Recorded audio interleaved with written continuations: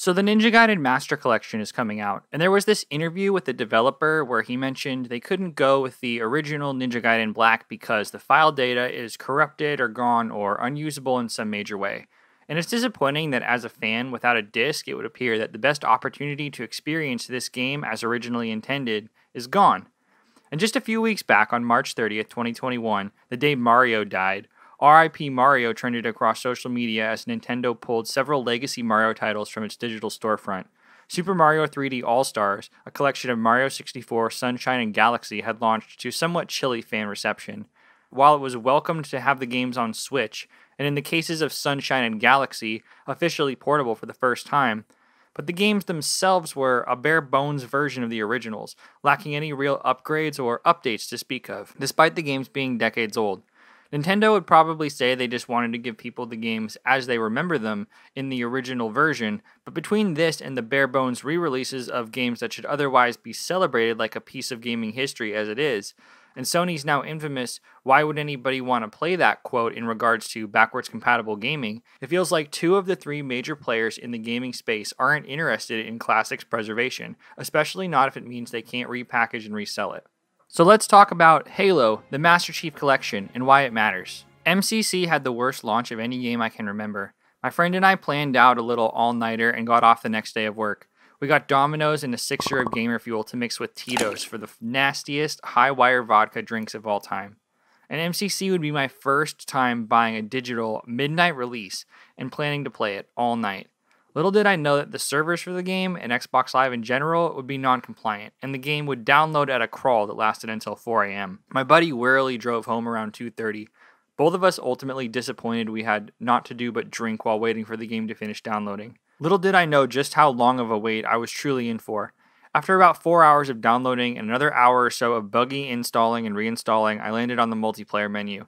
At long last, with only one bottle of gamer fuel remaining and the vodka long gone, here I was, about to queue up for a match of good old-fashioned Slayer. But it was all a cruel tease. The game didn't work, straight up. You could play most of the campaigns included in the release, but the matchmaking was completely non-functional. Coming from somebody who put hundreds of hours into the launch version of For Honor that was basically a coin flip if any given multiplayer match was going to be finished without disconnect, I was determined to play Emceecee, but it just wasn't happening. 14 months would pass before the game would be functional the way I was dreaming of. Yes, indeed, matchmaking in Emceecee didn't work for longer than a calendar year. So fast forward to 2021. Emceecee is a collection of Halo 1 through 4 and now also includes both Reach and ODST. Every map, every mode, every campaign, all the peripheral modes like Forge and Firefight, everything, every last bit of it, it's all here.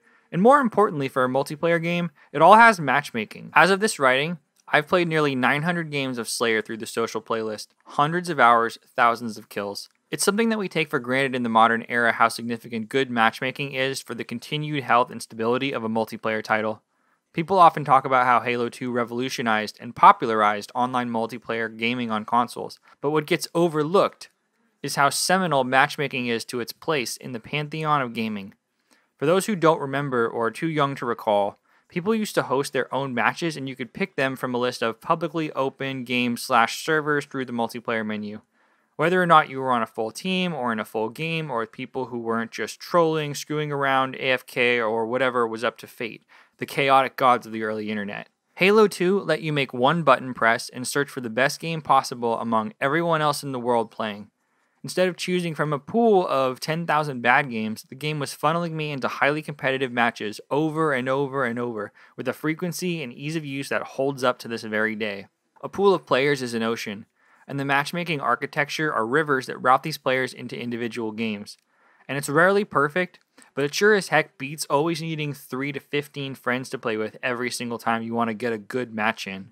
But across the 5 different Halo games included in Emceecee, were they separated, the player pools would probably be too small for matchmaking to work properly.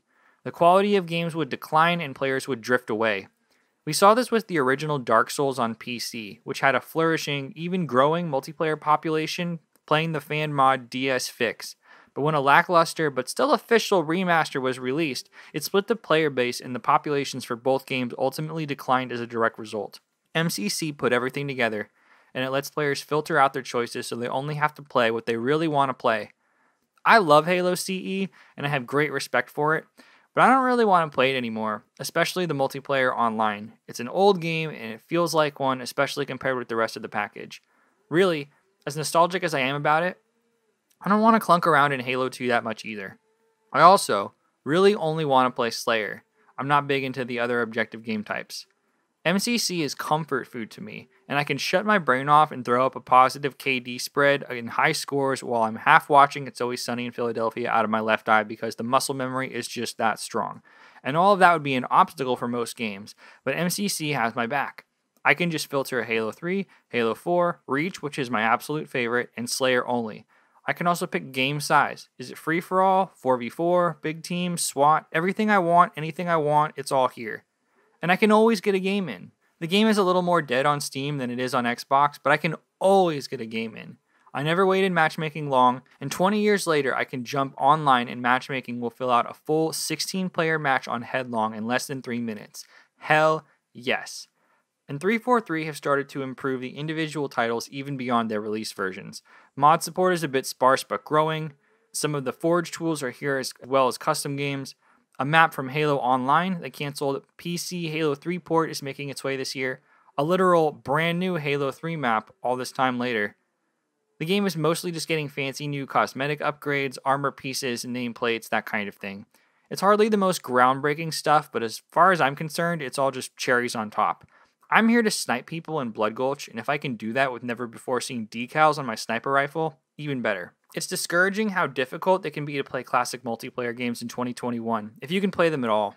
MCC having these classic titles all together with multiplayer is an incredible achievement that I wish more game franchises or collections would invest in. And what other games would a Master Chief Collection style game work best for?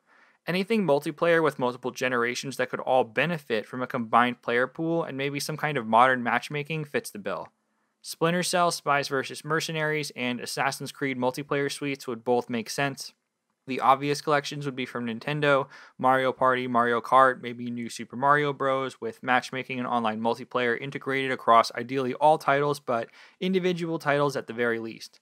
And Nintendo doesn't fundamentally seem interested in remastering and improving old games with modern features when they can just re-release them as classic versions, but it is a bummer that there's no official way to play anything other than the Switch Mario Party games online with friends. And what about a fighting game? Maybe something Nintendo exclusive with an older installment that's nearly 2 decades old, still the golden child of the genre, that's had a slew of fan improvements over the years, helping keep it popular, where a new official version with online multiplayer and some stability improvements could be both a major seller on its own, but a way to test some new features for the modern and future versions of the game. What the hell are you talking about? Obviously, Smash feels a little too good to be true.